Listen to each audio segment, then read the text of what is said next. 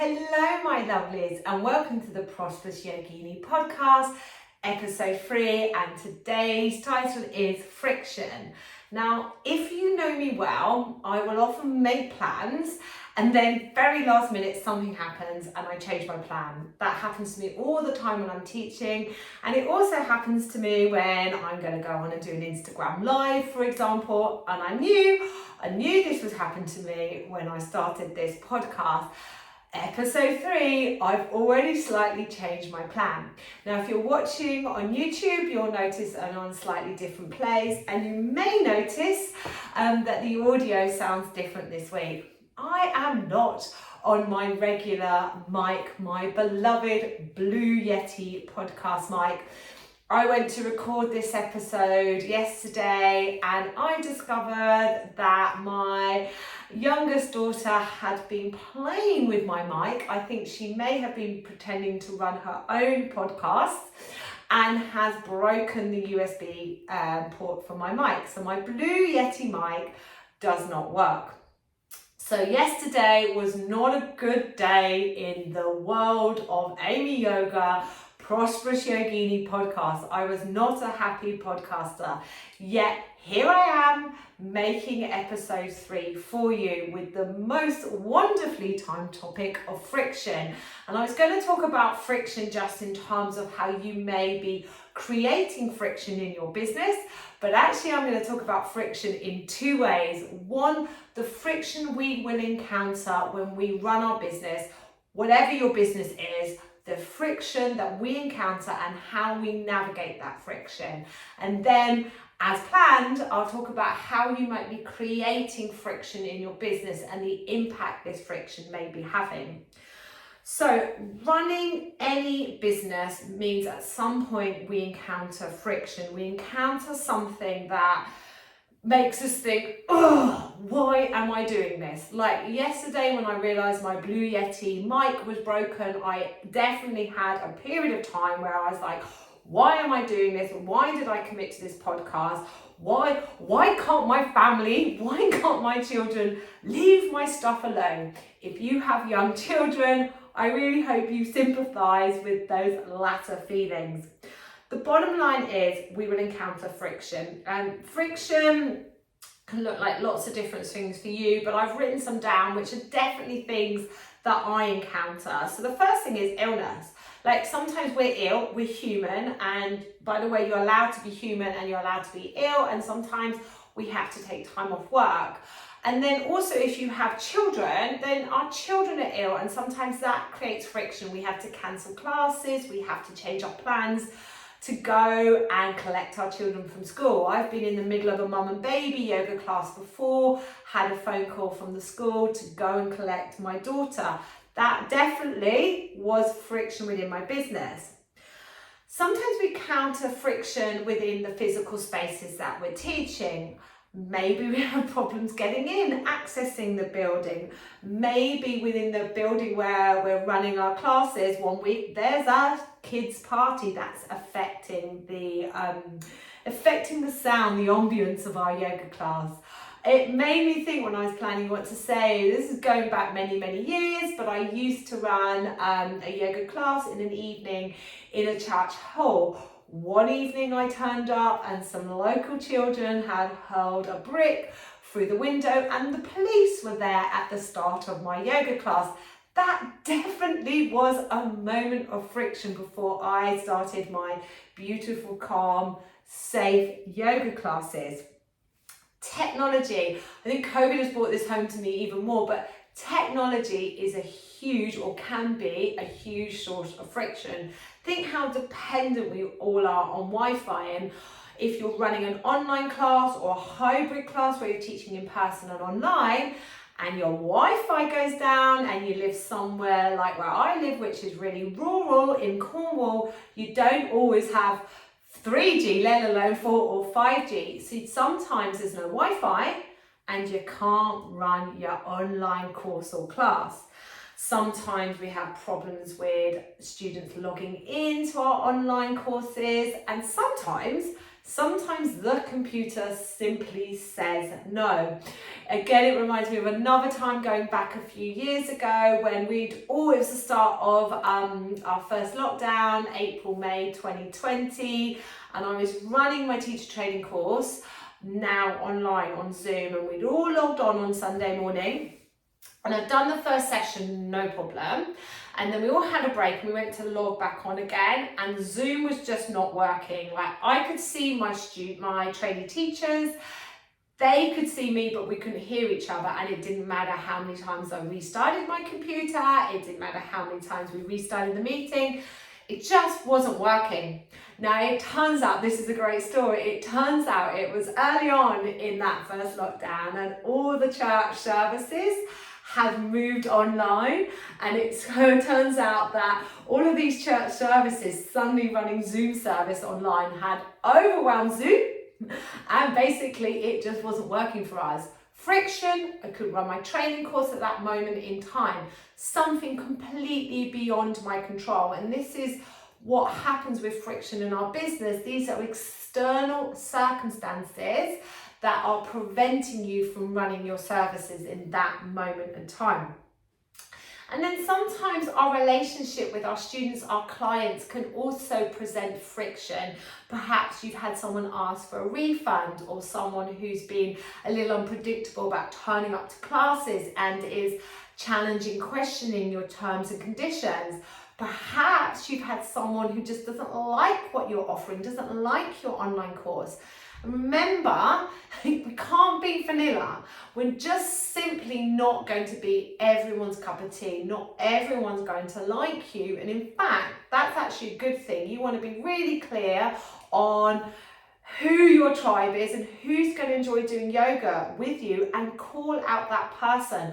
But I certainly know when you get those, they are thankfully rare for me, but they happen. That odd moment where a client asks for a refund, or a client says this course isn't for me, or someone just kind of like has been a bit flaky coming to class and then questions, my terms and conditions. All of these moments feel like moments of friction for me. Again, it's an external circumstance, it's an outside person that I have to deal with.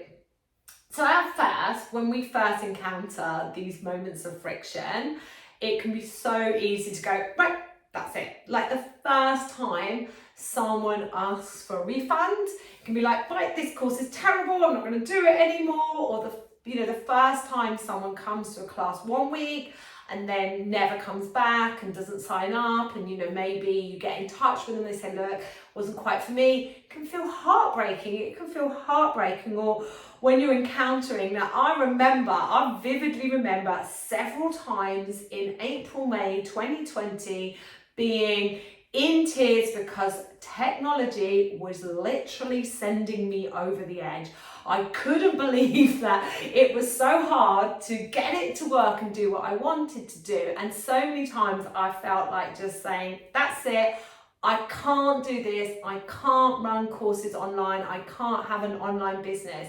That initial, I just can't do this. Or when you've been ill, then you go back to work and you start earning money again, because when you're self-employed, if you don't work, you don't earn, and then your children get ill. And before you know it, 3 weeks have passed and everyone in your family's been ill and you've not been out to teach, and you're thinking, why am I doing this? Look, I've been there, I still am there, I get it. This is friction.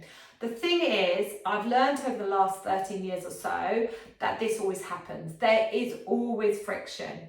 And what we need is a process to navigate that friction. So we allow it to happen because it's going to happen, we can't stop it. These are external circumstances.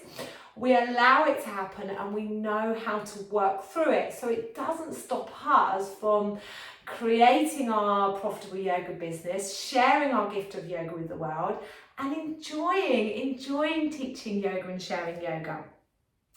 So the story of my Blue Yeti is a great example of this process. It was yesterday afternoon, just about to record my podcast, episode 3, and I realised my Blue Yeti is broken. My husband's come home from work and the children are at school, and he tries to fix my Blue Yeti, and I'm there really upset. I'm really angry. I'm really angry with my whole family right now. Okay, it's everyone's fault. It's everyone's fault my Blue Yeti mic has broken. Not to mention, I may have formed an over-attachment to my Blue Yeti mic. What does yoga teach us? Not to form attachments. But when I had this dream of setting up this podcast, of course, I researched podcasting and how to do it and best mics. And I fell in love with the Blue Yeti mic. And when I bought this mic, it was like a real symbol of, yes, I'm going to do my podcast. So when my Blue Yeti mic broke yesterday, there was this feeling of, that's it. I'm only 2 episodes in. I'm only 2 episodes of a trailer in, and I can no longer do my podcast. My husband had to break the news to me that my Blue Yeti mic is fixable. He's got the skills to fix it. Oh, I should be super grateful about that, but it's not going to be ready until the weekend, and I need to record episode 3. So the first stage of friction is you have to allow the emotions. We mustn't deny these feelings, these natural feelings of anger, frustration, disappointment, rejection, that come along when we experience friction in our business. You have to let them be there. You have to let them run their course. The challenge is you mustn't get stuck in them. Let them pass. So I went out. I thought I'm going to go and work somewhere else. I took myself out and away from the house and didn't have anything to do with my podcast. I knew I just had to let it go for a minute. In the meantime, my husband, bless him, has set me up with a slightly different setup. It might not be as good as my Blue Yeti mic, but I'm taking action, imperfect action nonetheless. So the first stage, I'm dealing with friction. Allow the emotions to be there, okay? Then don't get stuck in them. Let them pass. Once they've passed, once you've calmed down, okay? Step number 1, allow the emotions. Step number 2, let them pass. Don't be stuck in them. Step number 3 is then decide how you're going to act. Are you going to give that person the refund? Of course you are. Give them the refund, say sorry, let them go. I'm going to forgive my children for breaking my mic. They didn't mean to, and look, let's be honest, pretty cute that my little girl was pretending to do her own podcast. Worst comes to worst, I can buy a new Blue Yeti mic and I can still record my podcast. There are a multitude of ways that you can create audio. Technology is always figureable, outable. Then the next stage, 4th stage, is move on. They are the 4 stages of dealing with friction in your business. Stage number 1, just allow the emotions to be. Frustration, anger, the feeling of rejection. Just let it be, but don't act. Let those emotions pass. Don't be stuck in those emotions. Once they've passed, in a place of calm, balance. This is all yoga practice, isn't it? Calm, balance. Decide how you're going to respond to the external circumstances that you have no control over. Step number 4, move on. And here I am, moved on, recording episode 3 of my podcast. So that's how you deal with friction in your business. That's kind of like the first stage of today's episode. The next stage of today's episode, which is what I always planned to talk to you about, was, are you creating friction in your business? And we're going to do something that sounds really important. We're going to do a friction audit. God, that sounds important, doesn't it? Yes, today I am doing a friction audit in my business. I want to tell you the story of one of the ladies I've been working with one-to-one. And she is teaching pregnancy and postnatal yoga classes. And she said to me in one of our mentoring sessions, I don't understand why my pregnancy classes are so quiet. I'm getting loads and loads of inquiries, but this isn't translating to people booking on.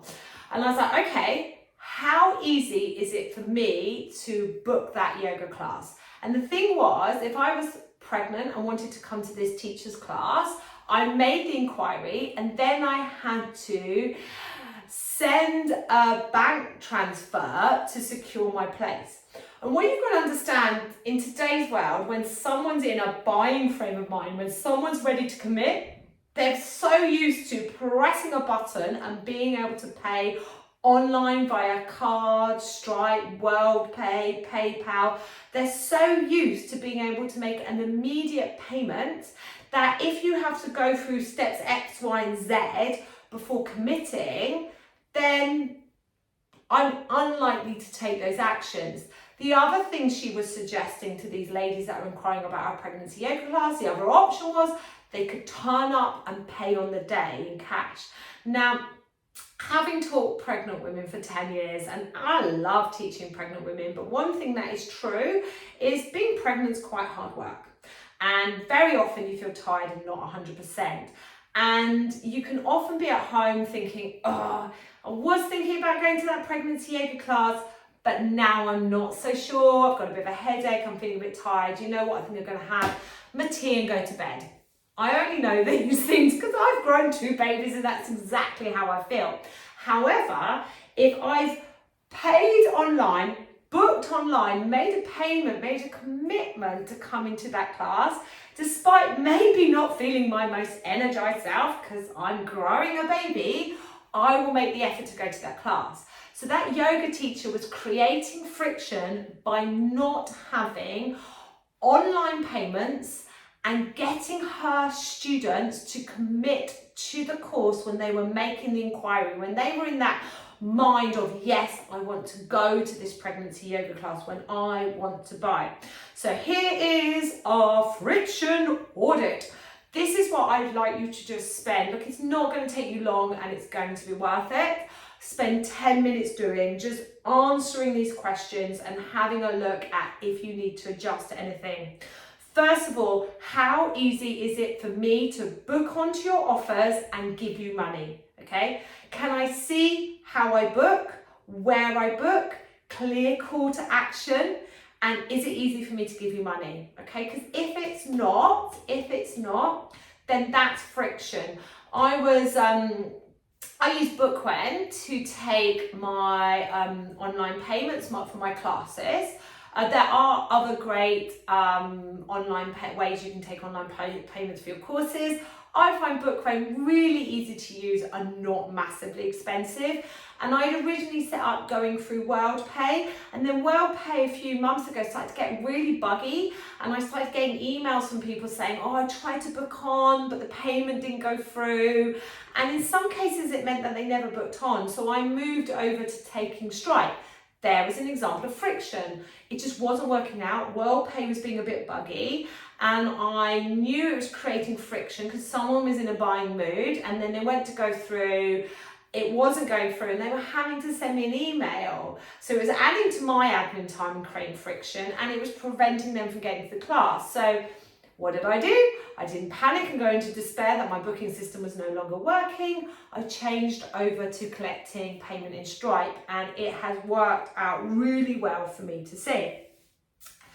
How easy, so step number 1 is how easy is it for me to book on and give you money? And if you're not taking online payment, I would really love you to start thinking about that. And if you're like, Amy, I haven't got a clue what to do, you need to come along to my Prosperous Yogini podcast, Prosperous Yogini program and online community, which is opening very, very soon, and I will help you with all of this. Step number 2 is how easy is it for me to find you? Are you only on Instagram? Are you only on Facebook? Look, I will advocate that you don't need a website. Websites are not essential to running your business, but just to caveat that, not everyone is on social media. Not everyone's on Instagram and not everyone's on Facebook. So if you're only using those 2 platforms, aside from the fact you don't own them, that you could be booted off Facebook and Instagram at any time, aside from the fact you don't own those sites, those platforms, not everyone is on them, so not everyone will be able to find you. So if you haven't yet got a website, and it doesn't have to be expensive and it doesn't have to be fancy, think about having a website so you are just easier to be found other than on social media. Social media is a whole topic in itself, but there's another example of friction. Getting your Instagram or Facebook account shut down or hacked. This happens. So don't just rely on Facebook and Instagram. That's a topic for another day. If you have a website, how easy, how clear is it to navigate? So when someone comes onto your website, and I'm no master at this, and this is something that I'm forever refining, tinkering and practicing with myself, but how easy is it for me to find out what it is you do, what's your offers, okay, whether those offers are for me, and how I book on. And if you're running in-person offers, where are they? Honestly, I make it quite clear on my website where my in-person classes are, but I still get inquiries about where are your in-person classes? And I think you can never say these things enough. So just have an audit of your website. In fact, it's quite useful to ask someone like a friend to have a look at your website and navigate it. And can they easily see what it is you do, when you do it, if that offer is for me, if that class, retreat, workshop, program, training, membership, whatever it is for me, and how I book on, and if it's in person, where is it, okay? Where is it? Make it really clear. Make it as succinct as possible, make it as clear as possible. It's lovely to use your website to tell people all about your training, all about your experience as a yogi, but ultimately people need clear hard facts. These are my offers. This is how I can help you. This is who the offer's for, okay? This is how you book on. This is where it is. In really, really simple terms with clear call to actions. Click here to book. Click here to join my membership. Drop me an email here. Then, talking of drop me an email here, if I need to contact you, how do I contact you? So I will talk about boundaries in your business in future podcasts, but be careful, okay? Can I drop you a WhatsApp message, a DM on Instagram, a message via Facebook, an email or a text? Maybe on LinkedIn, maybe I'll send you a LinkedIn message, contact you via Twitter. I don't know, I'm not on TikTok, contact you via TikTok, before you know it, not to mention adding a comment on YouTube, Pinterest. You can't be everywhere, particularly if you're a one-man band, and most of us are, I am, okay? So be very clear, this is how you contact me, and try not to have too many routes of contact. Email. Do you want to be people texting you? So email or text, email or WhatsApp. But be very, very clear, contact me here. Because if it's not clear, then you've got friction. And then, do I have to do X, Y, or Z before I can get to your offer? So sometimes it is necessary to get people to fill out an application form. Sometimes it might be necessary to want to get people onto a Zoom call or discovery call. I call it coffee and chat, by the way, before you really want to accept them into your program. So if you've got a higher ticket offer, you're working one-to-one with people, or let's take the example of my yoga teacher training course. This is a big investment of time and money, and I also want to know that the right people are coming onto the course. I want to know that we're a good mix. Or let's take my Prosperous Yogini program and community. I mentor a small number of people one-to-one, and I really want to know if someone wants to work with me one-to-one, that we're a good fit, that I've got the right skill set to help them. So if they want to create teacher training programs, online courses, become a full-time yoga teacher, I'm like, hey, yes, let's work together. If they want to create a retreat business, I've done a few classes on retreats, but I've never run retreats myself personally, so I might not be the mentor for them. So I do have let's have a coffee and chat if you want to work one-to-one with me with my mentoring program. And on my teacher training program, I will ask you to fill out an application form first, just to check we're right for each other. And that also often involves a Zoom call or some email communication. But other than that, you can just book on my classes, join my membership, sign up to my pre and postnatal teacher training course. I'm not creating friction by getting you to make a call or fill out a form, because not everybody wants to do these things. So sometimes it is appropriate, and I do think it is appropriate for higher ticket offers, bigger investments, but I also just be careful, with your health questionnaire. Does someone, before they can come to your yoga, have to write an essay about their body? And are you collecting information that you really need? Again, that's a topic for another day. So to finish today's podcast, this is a great mantra. It's not one that I've made up. A confused mind says no. And I first heard this off like a wonderful money mindset mentor, Denise Duffield-Thomas. If you don't know who she is, check her out. Check her out, her Money Bootcamp, and she's got some great books, including her Chillpreneur book. A confused mind says no.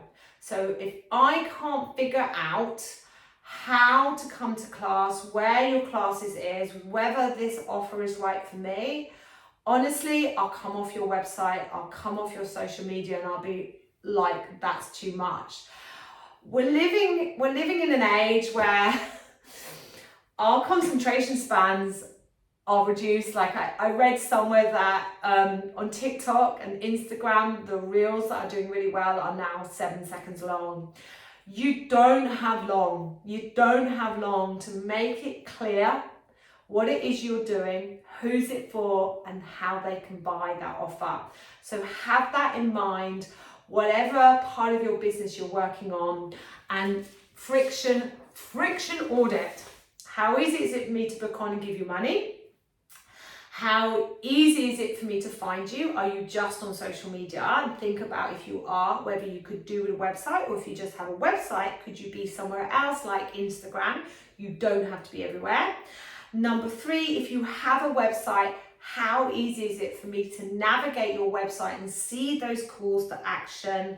Number 4, how do I contact you? Is this easy? Are you creating friction by giving me too many options? Friction for me, friction for you. And number 5, what hoops are you asking me to jump through before I commit to this offer? i.e., is there a form I need to fill in? Is there a call I need to make? Those 2 things do have a value, do have a place, but check for the offer it's appropriate. Okay, my lovelies, there is episode 3 done, friction. I want to say thank you so much for all the support and for all of you that have been listening so far. Please keep listening, please keep reviewing, please keep sharing and follow this podcast. I'm also really excited to announce that very, very soon, end of July, keep your eyes peeled, that I will be opening the Prosperous Yogini program and community. So if you're listening to today's podcast and thinking, I could do some help, I could do with some help dealing with this friction, I hear what you're saying, Amy, but I could do with some help, then my program, my community will help you, and the doors are opening soon. And I will look forward to working with you. Until then, I will see you next week for episode 4.